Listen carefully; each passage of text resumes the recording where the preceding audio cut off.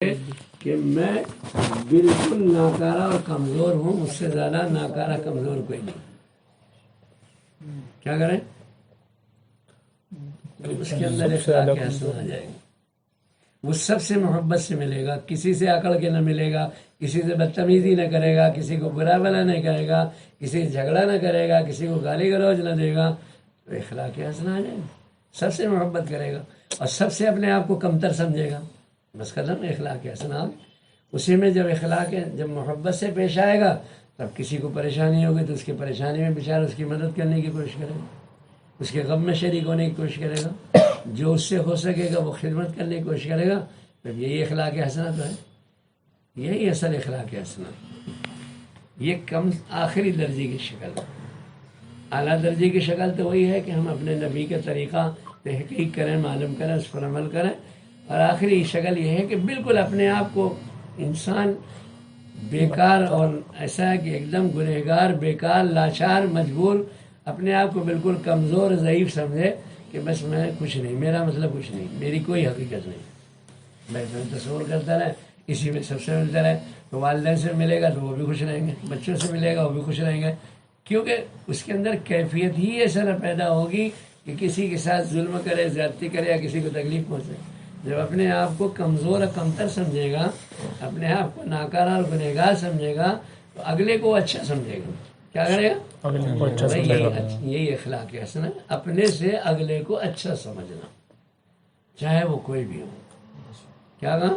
چاہے وہ کوئی بھی ہو، کسی جگہ ہو، کسی پوسٹ میں ہو، کوئی بھی ہو، اپنے سے اگلے کو اچھا سمجھنا، یہی اخلاق حسنہ ہے. بھائی اسی میں انشاءاللہ راستہ ملتا چلا جائے گا اور نجات کا ذریعہ یہ بھی بن جائے گا. ٹھیک ہے. اخلاق حسنہ کی دو شکلیں بتائیں. ایک شکل تو یہ ہے کہ نبی کے طریقے کو معلوم کریں، اور دوسری شکل یہ ہے کہ یہ بھی نہ پوچھ سکیں، علماء سے وقت نہ ہو، مسائل نہ پوچھ سکیں، تو اپنے آپ کو بالکل مٹا دیں اور یہ سمجھ لیں میرا مطلب کچھ نہیں، میری کوئی حقیقت نہیں. بس سارا نظام ٹھیک ہو جائے گا، معاشرہ بالکل ٹھیک ہو جائے گا. کوئی گھر میں یا پڑوسی سے یا کسی سے یا بھائی سے، رشتہ دار سے کوئی اختلاف نہیں ہوگا. میں ابھی اسی سفر میں تھا تو کئی جگہوں پر کئی جھگڑوں کی شکلیں سامنے آئیں.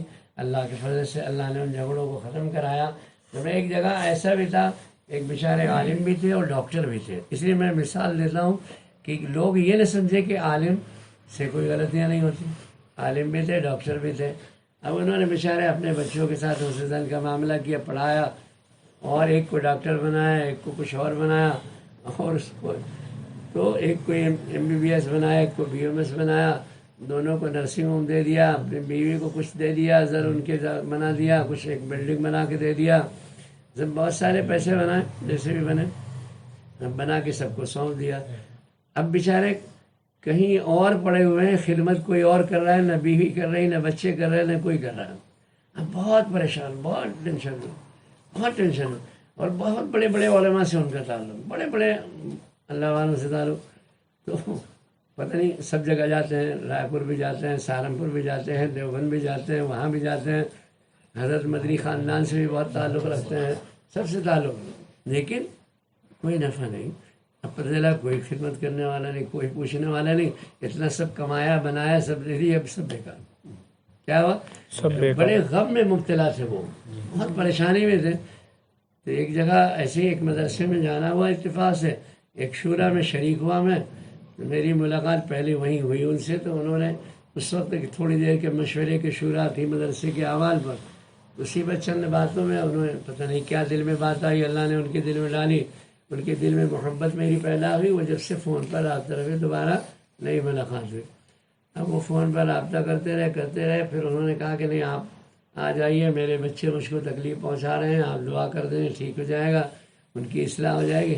میں اچھا ٹھیک ہے، آؤں گا انشاءاللہ آؤں گا. سفر کے درمیان میں وہ لاک ڈاؤن ہوئے، نہیں آیا. پیچھے سفر ملتوی ہوا، پھر اس کے پہلے بھی طبیعت خراب ہوئی، ملتوی ہوا. پھر اس سفر میں انہوں نے بہت عاجزی کی، بمبئی سے لے کر راستے سفر تک.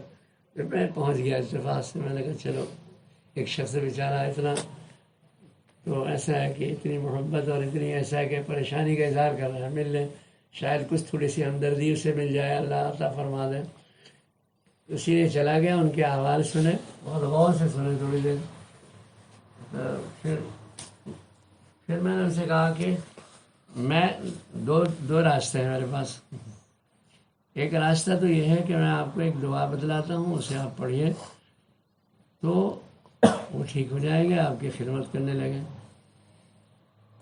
تو نے کہا اچھا، میں تو بہت سارے عمل کرتا ہوں. میں نے کہا اچھا ٹھیک ہے، بہت سارے عمل کرتے ہیں تو کوئی بات نہیں، مت کریں. میں نے کہا ان کو ان کے حال پہ چھوڑ دیں، اللہ کی طرف سے انہیں سزا ضرور ملے گی. ماں باپ کو تکلیف پہنچانے والے بچوں کو ان کو بھی سزا بہت جلدی ملتی ہے. یعنی میں نے بتایا کہ کبر کے بعد جو دوسرا گناہ ہوتا ہے جس کی پکڑ اللہ جلدی کرتے ہیں، وہ ماں باپ کو ستانے والا. کیا ہوتا ہے؟ ماں باپ کو جو بچے ماں باپ کو ستاتے ہیں، تکلیف پہنچاتے ہیں، ان بچوں کی گرفت کبر کے بعد دوسرا گناہ ہے جس پر اللہ کی طرف سے جلد پکڑ ہوتی ہے. اور اللہ تعالیٰ اس کو دنیا میں بھی کامیاب نہیں ہونے دیتے، ذلیل و رسوا کر دیتے ہیں. چاہے وہ کتنا ہی بڑا کاروبار کر لے، کتنا ہی بڑا آدمی بن جائے، تب بھی اللہ اسے برباد کر دیتے ہیں. اور آخرت کا معاملہ بھی اس کے لیے اللہ نے اعلان فرمایا کہ ماں جنت ہے، باپ جنت کا دروازہ، اور جو بچے والدین میں سے کسی کو ناراض کیا وہ جنت میں داخل ہو گئے. باپ ناراض ہوا تو فرشتے دروازے تو کہاں جا رہے؟ کہیں نہیں، تمہارا کام نہیں جائے گا، تمہارے لیے جگہ نہیں. ماں ناراض ہے تو پھر جنت میں جا ہی نہیں سکتا، کیونکہ ماں کو جنت بتایا. تو میرا کہنے کا مقصد یہ ہے کہ دوسرا گناہ ہے جس پر اللہ کی بڑی سخت پکڑ ہوتی ہے، فوراً پکڑ ہوتی ہے.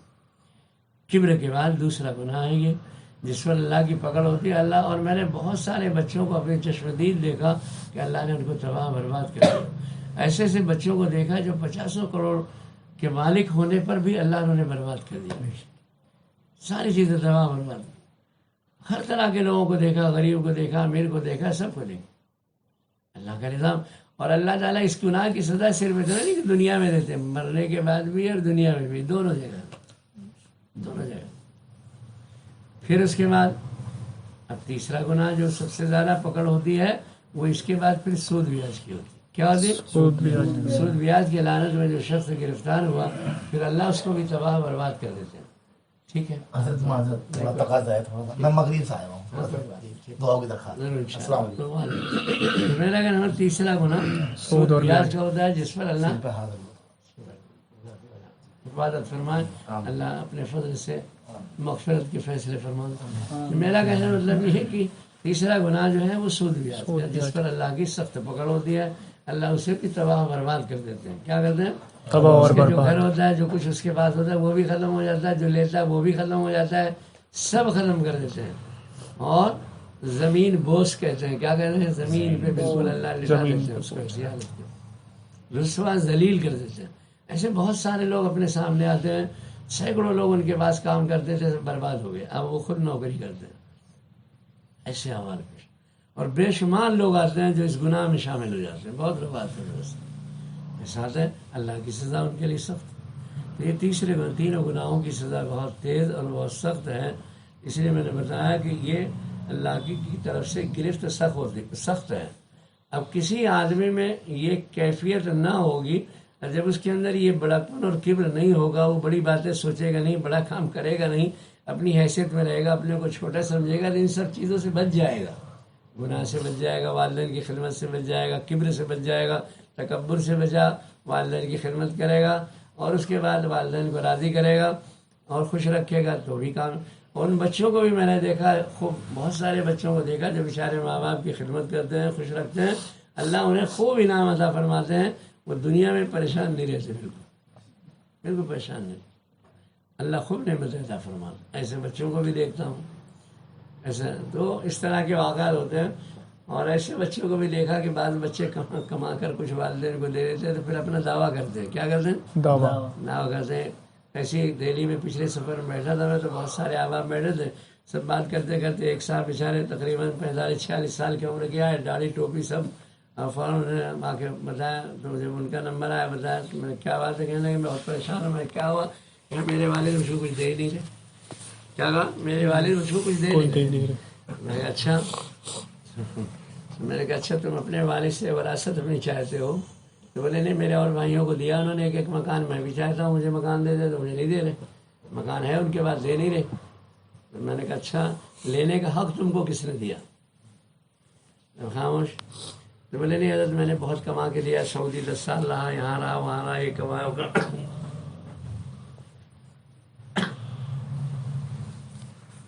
تو میں نے کہا ماں کی پیٹ میں جب تم تھے اس کے بعد سے ماں نے جو تکلیف اٹھائی تو اس کے اعتبار سے تو وہ تو ہے ہی اپنی جگہ.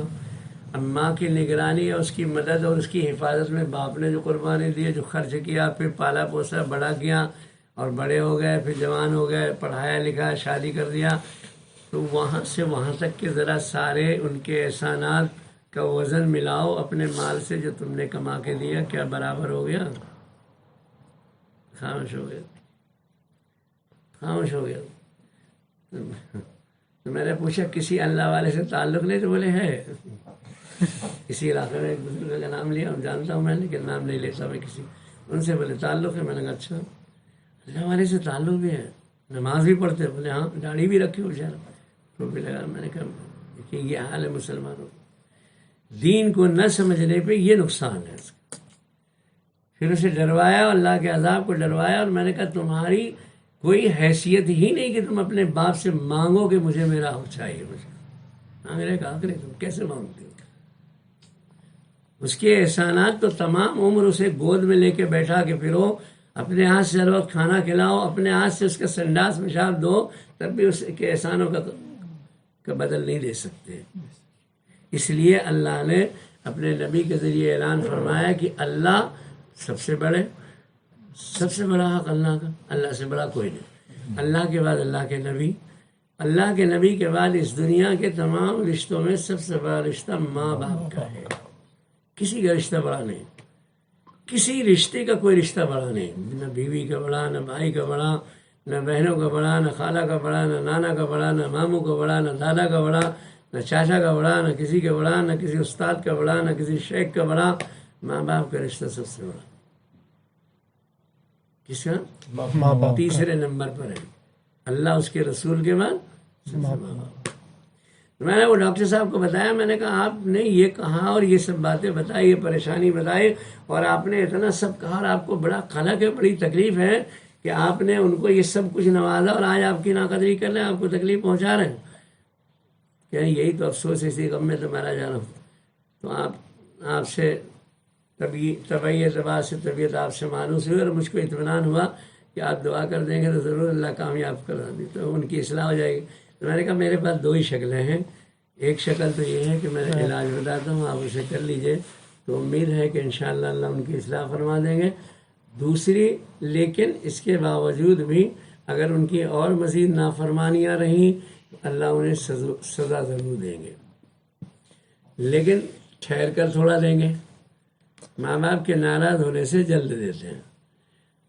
اور دوسری شکل یہ دو، اور اگر آپ عمل نہیں کرنا چاہتے تو بہت ساری چیزیں بتائیں کہ میں اتنا پڑھتا ہوں، اتنا پڑھتا ہوں. اچھا ٹھیک ہے، پڑھتے رہو آپ رات بھر، کوئی بات نہیں. دوسری شکل میں نے بتائی کہ پھر آپ ایک کام کرو، کچھ پڑھو مت، آپ ان کو ان کے حال پہ چھوڑ دو. اللہ کی سزا بہت سخت ہے اور بہت جلد آئے گی ان کے اوپر. بولے اچھا؟ میں نے کہا بالکل لازمی آئے گی. تو بولے نہیں میں اس حال پہ بھی نہیں دیکھنا چاہتا. تو میں نے کہا یہ تو ممکن نہیں، یا تو انہیں سزا میں دیکھنا ہوگا یا پھر بچانا ہے تو یہ دعا کرنی پڑے گی. دعا کریں. تو بولے نہیں سزا سے میں معاف بھی نہیں کرنا چاہتا. میں نے کہا اچھا مت معاف کرو، سزا آنے دو، سزا کو انتظار کرو. بالآخر انہیں پھر سمجھایا، اور میں نے کہا یہ تمہاری کوتاہیاں ہیں جو ان کی اصلاح نہیں آج اس مقام پہ کھڑے ہوئے ہو. تم نے انہیں دین نہیں سکھایا، دین کا طریقہ نہیں سکھایا، نبی کا طریقہ نہیں سکھایا. آج اس یہاں مقام پہ وہ بچے پہنچ گئے کہ تمہاری نافرمانی کر رہے. سب کچھ تمہارے لٹانے کے بعد بھی تمہارے فرما بردار نہیں. تو پتہ چلا کہ دنیا اور دنیا کا مال کسی کو فرما بردار نہیں بنا سکتا، کسی کو نہیں بنا سکتا. کئی لاکھ روپے مہینے کے وہ لوگ کما رہے ہیں ایک نرسنگ ہوم میں.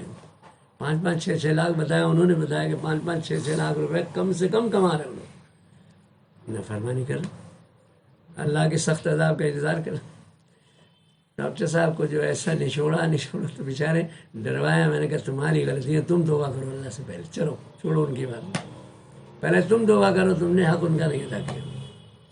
جو ڈھلوایا تو بچارے ڈاکٹر صاحب بولنے اب میں آپ کو گواہ بناتا ہوں، میں معاف کر دیتا ہوں، سب کو معاف کر دیا، اپنی بیوی کو بھی معاف کر دیا، اپنے بچوں کو معاف کر دیا، ان کی زمین ان کے بھائیوں نے قبضہ کیا وہ بھی معاف کر دیا، بولے میں گواہ بناتا ہوں، سب کو معاف کر دیا، میری طرف سے کوئی پکڑ نہ ہوگی۔ تو میں نے کہا یہ اتنا ہی نہیں ہے، یہ معاف کرنے کی شکل صورت یہ ہے کہ آج سے کبھی کسی سے کوئی شکوہ شکایت نہیں کرو گے، تب یہ معافی ہوگی۔ معافی ایسے تو نہیں ہوتی کہ زبان سے کہتی معافی ہوگی، معافی تب ہوگی تب آج کے بعد زبان پہ کبھی لانا نہیں کہ میرے بچوں نے ایسا کیا، میری بیوی نے ایسا کیا، میرے بھائی نے ایسا کیا۔ تو پھر انہوں نے وعدہ کیا اور 4-6 اور مدرسے میں تھے، ان سب کو بتایا، ان کے سامنے بھی اقرار کیا کہ میں حضرت کے سامنے سب کے سامنے اقرار وعدہ کیا اور میں ان کو گواہ بنا کے میں نے سب کو معاف کر دیا اللہ۔ اب میں کبھی کسی سے کچھ نہ کہوں گا، کچھ نہ مانگوں گا، کوئی شکایت نہیں ہوگا کہ جاؤ بس ٹھیک ہے، اللہ انہیں بھی بچا لیں گے، تمہیں بھی بچا لیں گے، ان معاف کرنے کی صدقے میں تمہیں بھی اللہ بچا لیں۔ کہ میں نے کہا نا کہ غلطیاں تمہاری بھی ہیں، تو ہماری غلطیاں بھی ہوتی ہیں کہ ہم اپنے بچوں کی تربیت و اصلاح صحیح طریقے سے نہیں کرتے، چاہتے تو ہیں۔ اب آج کل معاشرہ کیسا ہو گیا کہ ہر ایک کی ایک اپنی چاہت ہو گئی، کیا ہو گئی؟ ہر ایک اپنی مرضی کے مطابق اپنی چاہت پر چاہتا تو ہے کہ ایسا ہو جائے ایسا ہو جائے، بیوی میری خدمت گزار ہو، بچہ میرا خدمت گزار فرما بردار ہو، جیسا کہیں ویسا کریں، اور دوست احباب بھی میری قدر کرنے والے ہوں، تعریف کرنے والے ہوں، میرے غم میں پریشانی میں میرے ساتھ کھڑے رہنے والے ہوں۔ پر یہ سب اپنے لیے تو چاہتا ہے پر خود دوسرے کے لیے کرنا نہیں چاہتا کچھ، تو یہ یک طرفہ معاملہ ہوتا ہے۔ کیا ہوتا ہے؟ ایک آدمی ایک طرف اپنا تو چاہتا ہے، اپنا حق پورا چاہتا ہے اور دوسرے کا حق ادا نہیں کرنا چاہتا، تو بھائی میرے اس میں نظام نہیں چل سکتا۔ کیا ہوگا؟ نہیں چل سکتا، نظام نہیں چل سکتا، چلے گا ہی نہیں، بالکل نہیں چلے۔ نظام تو جبھی چلے گا اور اگلے شخص میں تمہاری محبت جبھی پیدا ہوگی کہ تم جو اس سے چاہتے ہو وہ تم بھی کرو اس کے لیے، تم اس سے حق چاہتے ہو اپنا تو اس کا بھی حق تم ادا کرو، تب کامیاب ہو سکتے، نظر نہیں ہوگا۔ تو یہ ہے اخلاق حسنہ، اس کی کامیابی اسی پر ہے۔ یہ نچوڑ ہے کہ جو ہم چاہتے ہیں وہ اگلے سے ہم اس کے لیے بھی وہی چاہیں اور وہی کریں جو ہم چاہتے ہیں۔ ہم اس سے چاہتے ہیں کہ یہ محبت کرے ہم سے، ہم چاہتے ہیں کہ یہ خدمت کرے ہم سے، یہ چاہتے ہیں تو ہم بھی اس سے محبت کریں، اس کی خدمت کریں، کیا کریں؟ خدمت کریں، یہی چاہیے، اور ہم خود بھی کریں اور اس کے بعد اس سے چاہیں تو انشاءاللہ وہ بھی کرے گا، اللہ اس کو توفیق دیں گے، اللہ اس کے دل میں یہ سمجھ پیدا کریں گے، اللہ اس کے لیے ہدایت کے فیصلے فرمائیں گے، ٹھیک، اسے مجبور کریں گے کرنے کے لیے، یہ بندہ تمہارے ساتھ محبت کر رہا ہے، اگر پھر بھی اس کے باوجود اس نے نالائقی کی تو بہت جلد اللہ اس کو سزا فوراً دے دے گا۔ کون سزا دے؟ یہ ہے اصل نبی کا طریقہ۔ وہ بیچارے ڈاکٹر صاحب بیچارے ایسے اور کئی مقامات پر میں جھگڑے نپٹاتے ہوئے آیا، میں 4 جگہ جھگڑے نپٹا کر آیا، اللہ نے اپنے فضل سے اس کام کے لیے خاص طور پر قبول فرمایا، تو میرے مسائل میرے سامنے بہت آتے ہیں، سمجھے، اور ان کا بڑے بڑے علماء بہت بیچارے اکرام کرتے ہیں، مالدار ہیں ان کے خط۔ میں نے ان سے کہا کہ میری عادت تو ایسی نہیں، میں ہاں حضوری تو نہیں کر سکتا، میں تو وہی کہوں گا جو بات حق ہے، آپ بری اچھی لگے جو لگے۔ میں پھر بہت خوش ہوئے بیچارے، مطلب متاثر ہوئے، اور بڑی محبت کا معاملہ فرمایا، ان کا نہیں بس میں تو بس آپ کا ہی ہو گیا، ایسا جملہ کہہ کے بات پوری کر دی، اور وہ بات یہاں ختم ہوئی۔ تو میں نے کہا تب بھی آپ اللہ سے معافی تلافی کرتے رہو، توبہ کرتے رہو، اللہ سے معافی کرتے رہو، اور ہاں یہ نظر مت رکھو کہ میں نے یہ کیا، نہیں، تم نے کیا کیا، اللہ نے تمہیں اس لائق بنایا تو تم نے کیا، نہ اللہ دیتے تم کیا کرتے، نہیں سمجھے، ایسا کیوں تم نے سوچا، تم نے کیا، تمہارا کیا کمال ہے، اللہ نے تم کو دیا تو تم نے کیا، یہ کیوں نہیں سوچتے کہ اللہ نے مجھ کو دیا تو کیا، تم کہتے میں نے کیا، کیا میں نے کیا، تو ماں کے پیٹ سے کچھ باندھ کے لائے تھے، تم نے کیا، کیا کیا، پھر اللہ نے تمہیں دیا، وہ نعمتیں دی اور تمہیں اسی لیے دیا کہ تاکہ آزمائے کہ تم کیا کرتے ہو، کیسے زندگی گزارتے ہو، کیسے حقوق ادا کرتے ہو، سب کے حقوق ہیں انسان پر، ہر ایک کے حقوق ہیں، ایسا نہیں کہ کسی حقوق سے خالی ہے بندہ، سب کے حقوق، غیر مسلموں کے بھی حقوق ہیں، مسلمانوں کے تو ہے ہی، غیر مسلموں کے بھی حقوق، سب کے حقوق ہیں، جانوروں کے بھی حقوق، کوئی آدمی جانور پالے تو اس کے بھی حقوق ہیں، ایسا نہیں ہے کہ کچھ بھی. تو میرا کہنا مطلب یہ ہے کہ اخلاق حسنہ کا معاملہ اصل یہی ہے. تو میں اکثر ٹرینوں میں آتا ہوں تو مجھے غیر مسلم میری بہت خدمت کرتے ہیں، بہت متاثر ہوتے ہیں. ابھی بھی اس سفر میں آیا تو غیر مسلم ایک نوجوان بہت متاثر ہوا، جبکہ وہ پکا بی جے پی کا آدمی تھا. پھر اس نے مجبوراً مجھ سے نمبر لیا، بولے نہیں میں مجھ کو اجازت دے دیجیے، میں آپ سے آ کے ملوں گا، آپ سے ملاقات کروں گا. کہاں ملوں گا؟ بمبئی میں. وہ ایک علاقے میں رہتے ہیں کلیان میں. تو اس ٹرین میں جا رہے تھے، میں بھی ٹرین میں آ رہا تھا. پھر ایک جگہ مجھے پہلے اترنا تھا، ان کو بعد میں. میرا سامان بھی سب انہوں نے پہلے اتارا، اور کیونکہ بعد اسٹیشن میں جلدی لوگوں کو جانے نہیں دیتے نا اندر، تو بھی جب سے یہ پابندی لگائی. لیکن اب تو کچھ اسٹیشنوں میں بچے پہنچ جاتے ہیں کسی طرح. میرے بچے پہنچ گئے تھے، پر اس نے سامان خود اتارا سارا لے کر. پھر نمبر لیا، ابھی یہی تھا. میں کل اس کا فون آیا گیا کہ حضرت آپ پہنچ گئے. میں نے کہا نہیں، میں تو ابھی سفر میں ہوں. تو بولے میں تو ملنے آنے والا تھا آپ سے. میں نے کہا بیٹا ابھی اور تھوڑا صبر کرو، میں آؤں گا انشاءاللہ دسمبر کے پہلے ہفتے میں، تب ملاقات کروں. ہمارا کہنے مطلب ایسا ہی ہونا چاہیے. کیا ہونا چاہیے؟ انسان کو ایسا ہی ہو، اس کے اعمال ایسے ہوں، اس کی عادت و اتوار ایسی ہو کہ جسے دیکھ کر لوگ خوش ہوں اور اطمینان اپنے اندر پیدا کریں، اور یہ محسوس کرے کہ یہ بندہ محبت کے لائق ہے، یا یہ بندہ معاملات اور تعلقات کے لائق ہے. یہ تو الگ چیز ہے کہ نفع کے معاملے پر آدمی دنیاوی اغراض کے اعتبار سے، دنیاوی غرض کے اعتبار سے کسی کے نظر جائے کہ بھئی یہ ایسے لوگ ہیں یا پیر فقیر لوگ ہیں، ان لوگوں سے کچھ فائدہ پہنچ جائے گا. آدمی کی نگاہیں دنیا کی طرف اس طرح ہوتی ہیں، تو ایک الگ شکل ہے. لیکن میرا اصل یہی ہے کہ ہماری عادت و تواار، ہمارے اعمال، ہماری چیزیں اس طرح ہوں کہ جو بندے ہم سے خود محبت کریں. پچھلے اس سے پہلے جب میں دہلی سے گیا تو پیچھے ایک سفر میں نے ادھر ایم پی کا کیا، تو وہاں بھی راستے میں ایسے ہی ہوا. ایک غیر مسلم نے بہت متاثر ہوا، اور پھر پورا سامان میرا اس نے بھی اتارا ہوا ہے. مجھ کو نہیں ہاتھ لگانے دیا. ویسے الحمدللہ 25 سال سے زائد ہو گئے، تقریباً 30 سال ہو رہے ہیں، مجھ کو کہیں سامان میں ہاتھ نہیں لگانا پڑتا. کہ ہر اسٹیشن میں لوگ بیٹھا دیتے ہیں، اگلے اسٹیشن جہاں جانا ہوتا اتار لیتے ہیں، سب جگہ لوگ موجود دیتے ہیں. یہ تھوڑا لاک ڈاؤن میں افراتفری ہوئی، پر اللہ اس کا بھی انتظام دیکھو کیسے کر دیتے ہیں. کیا کرتے ہیں؟ کیسے اللہ نظام بناتے ہیں، کیسی اللہ کی مدد آتی. دیکھو کیا ہوتی، کیسی اللہ کی مدد آتی. اللہ کی مدد بھی ایسی آتی. بندہ کہیں بھی رہے، کسی بھی حال میں رہے، اللہ سے قریب ہے، اللہ سے محبت کرتا ہے، اللہ سے یقین ہے، تو اللہ کی مدد ہر وقت اس کے ساتھ شامل حال لیتی ہے.